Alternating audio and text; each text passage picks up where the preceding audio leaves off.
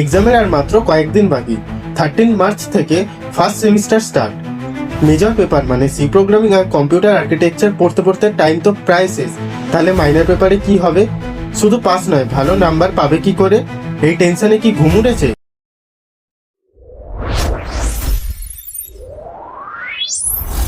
Hello guys, আমি Siddharth and welcome back to code career academy. Tension একদম নয়, শুধুমাত্র তোমাদের রিকোয়েস্টে আমরা নিয়ে এসেছি ইংলিশ মাইনর পেপারে কমপ্লিট এক্সাম সাজেশন।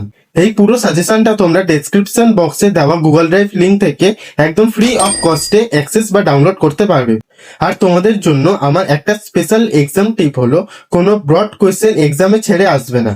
যতটুকু জানো সেটাই লিখবে, দরকার হলে সেই টপিকটার ওপর নিজে থেকে বানিয়ে লিখবে, তবুও অ্যাটেন্ড করবে।